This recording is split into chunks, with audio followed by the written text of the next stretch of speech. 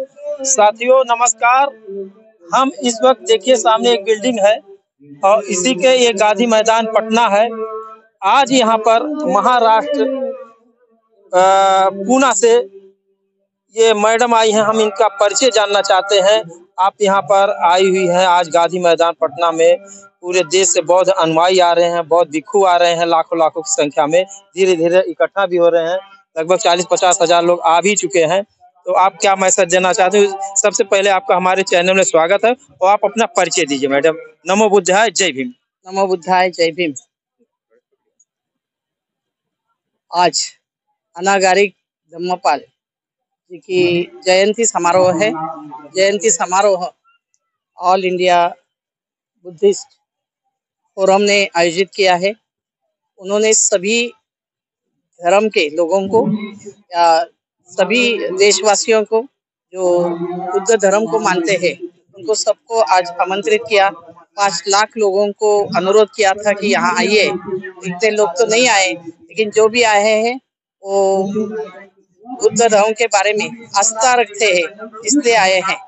इससे इस समारोह में एक बात बड़ी होने वाली है कि जो 1949 में ये जो बोध गया टेम्पल एक्ट 1949 का है, वो बिहार स्टेट गवर्नमेंट का एक्ट है जो पारित हुआ था 1949 में, और उसके बाद कुछ अमेंडमेंट हुई 1955 में, और उसके हेतु एक बायलॉज बने थे बुद्ध गया टेम्पल मैनेजमेंट कमेटी के लिए। तो ये सब में बदल होना चाहिए, चेंज होना चाहिए।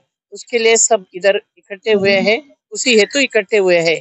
अनागारिक धम्मपाल जी का जयंती समारोह तो एक बात है, लेकिन इस बहाने ये सब आए हैं, इस उद्देश्य से आए हैं कि ये एक्ट जो है एक्ट गलत है, ये स्टेट एक्ट है। बुद्ध धर्म जो है ये तथागत भगवान गौतम बुद्ध ने जो हमें उनको जो ज्ञान प्राप्त हुआ उसके हिसाब से हमें दिया, और सबने फॉलो करते करते पूरी दुनिया उनको फॉलो करती है।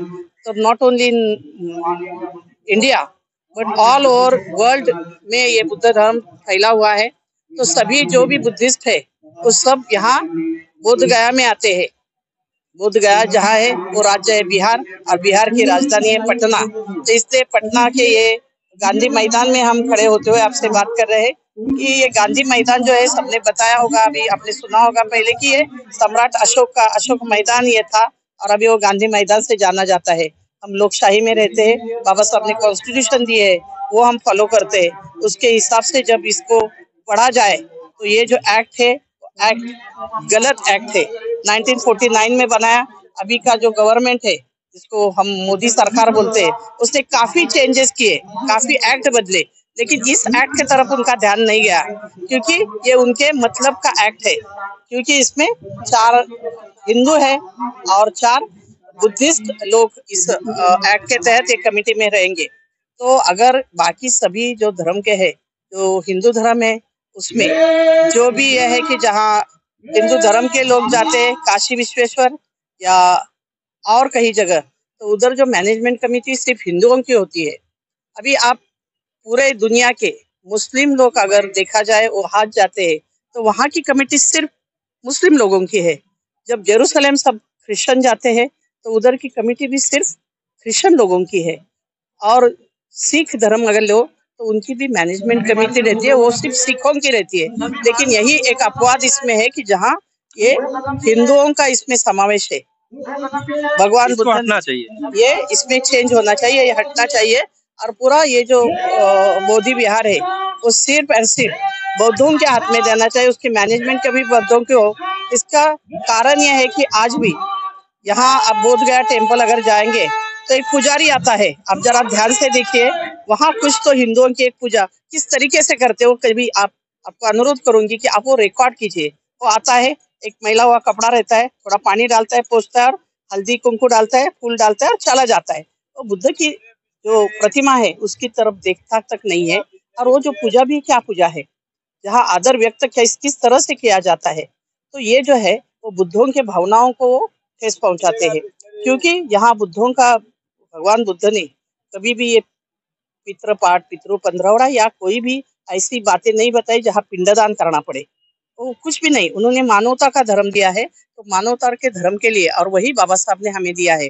तो उसके हिसाब से वहाँ एक क्लॉज है, मैंने बहुत बारीकी से पढ़ा, तो उसमें एक क्लॉज है कि वहाँ पिंडदान कर सकते हैं। पिंडदान करना ही गलत है, तो इसलिए इस एक्ट में इस हिसाब से भी बदल होना चाहिए और सिर्फ बौद्धों के हाथ में ये होना चाहिए। भिक्षु संघ है उनके हाथ में होना चाहिए, उनके साथ साथ सिविलियन भी उसमें होने चाहिए कि जिस तरह से अभी ये चल रहा है काम वो गलत तरीके से चल रहा है।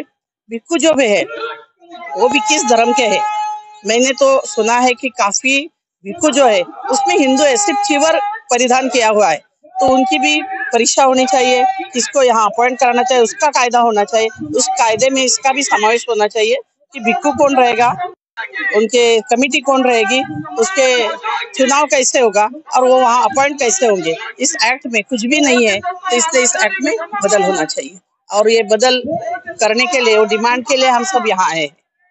अच्छा, आप कोई एक संस्था भी चलाती हैं, उस संस्था का क्या नाम है, जरा उसके बारे में बताइए। मैं मेरा परिचय देना रह गया, मैं एडवोकेट रंजना रघुनाथ भोसले, तलेगांव दाभाडे, तहसील मावळ, डिस्ट्रिक्ट पुणे से हूँ। वहाँ तलेगांव दाभाडे डॉक्टर बाबा साहब अम्बेडकर ने एक यूनिवर्सिटी के लिए जमीन खरीदी थी, उसमें उनका खुद का खरीदा हुआ घर था। वहाँ बाबा साहब ने कुछ कॉन्स्टिट्यूशन के पन्ने लिखे, मैं उसको संविधान भूमि बोलती हूँ, उसका मैं काम करती हूँ। उसके लिए जो संस्था है विश्व रत्न डॉक्टर बाबा साहेब अम्बेडकर स्मारक समिति, उसकी मैं संस्थापक अध्यक्ष हूँ।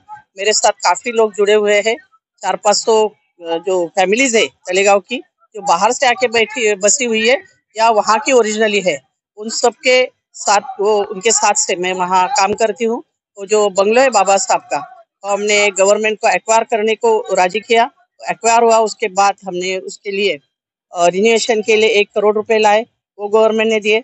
अभी मैं सबको इस बहाने अनुरोध करती हूँ कि वहाँ जो बाकी जमीन है वो खरीदने के लिए कुछ हमें जरूरत है, तो आप सब लोगों का सहयोग चाहिए, क्योंकि वहाँ बाबा साहब का एक बड़ा स्मारक मेरे को बनाना है और उसके लिए पूरे भारतवासियों की नहीं पूरे दुनिया से जो जो बुद्धिस्ट है और बाबा साहब को जो जो मानते हैं उन सब लोगों ने वो सहयोग दिया, तो वहाँ का जो बाबा साहब का स्मारक है वो जल्दी तैयार हो जाएगा। अभी हम आज इधर आए हैं, तो हम हमारी संस्था की तरफ से ये नीतीश कुमार जी जो है, जो यहाँ के मुख्यमंत्री है, उनको ये निवेदन दे रहे हैं कि ये जो एक्ट है एक्ट में बदल करे। ये मेरे साथ एडवोकेट जानराव जी है।